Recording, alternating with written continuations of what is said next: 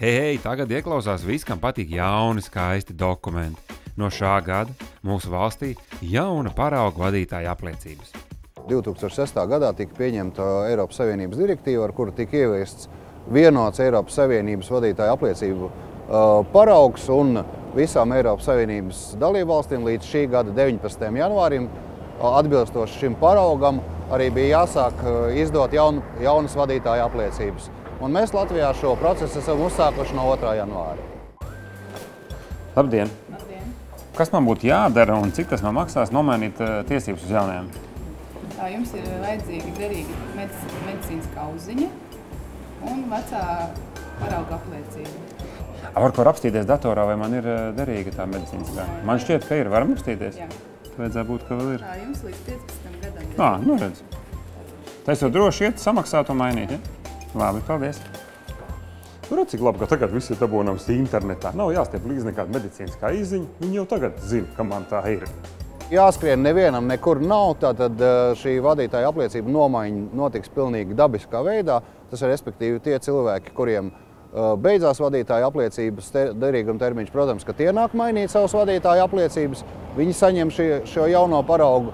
Tāpat arī jaunais paraugs tiek izsniegts tiem, kas ir nozaudējuši vai kuriem ir nozagts vadītāja apliecības. Kā arī, protams, jebkurš, kurš vēlās saņemt šo jaunā parauga vadītāja apliecību, var ierasties pie mums CSDD nodaļā un viņu arī saņemt. Labdien! Man gribās jaunas tiesības. Kas man jādara?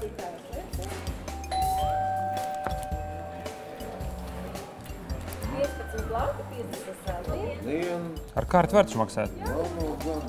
Paldies! Šito man atņems, Jā.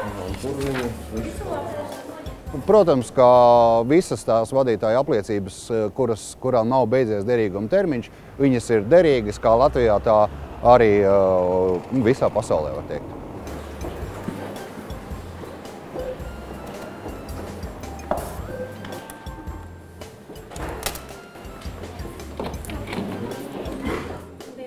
Labdien! Es gribu jaunas tiesības samaksāju. Reku ir vecās. Šeit uz vietas vajadzēs fotografēties. Šādi sanāca pirmā fotografija. Kā jums pašam patīk? Man nepatiks, es tos vecum briesmīgs. Bet kas tur vajadzīgs, lai pazītu, var, ja? Jā.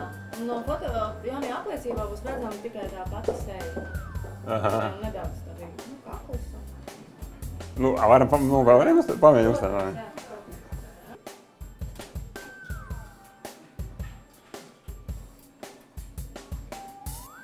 Varbūt 4. vislabākā.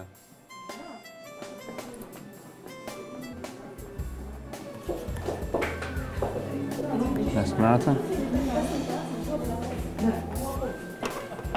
Šitas maks sanāca.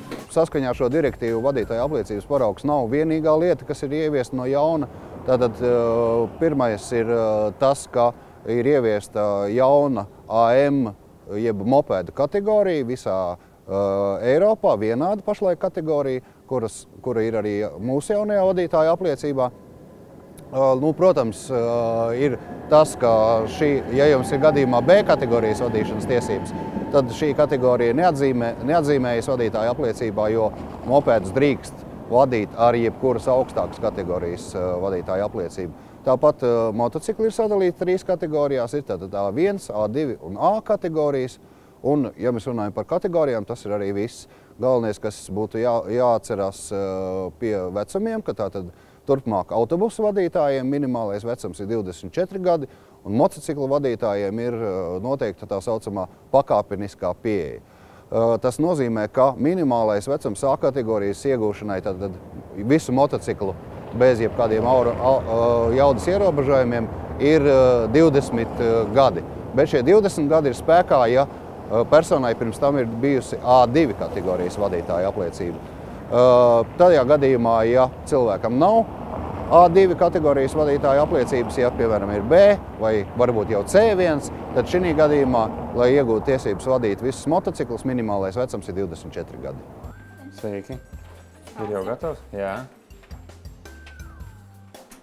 Tās vecās paliek pie jums kaut kādā krājumā, ja? Ja tās viņas kaut kādā kastē. Nu, labi, un tad nākamreiz tiekamies 2023. Ja? Nu, ja ko tik neiegūsiet, tad jā. Es ceru, ka es jūs pazīšu. Laimīgi. Nu, labi, ka paskatījos. Man tiešām šogad beidzas derīguma termiņš vadītāja apliecībai. Tā tagad 15 minūtes, 15 lati un lieta darīt.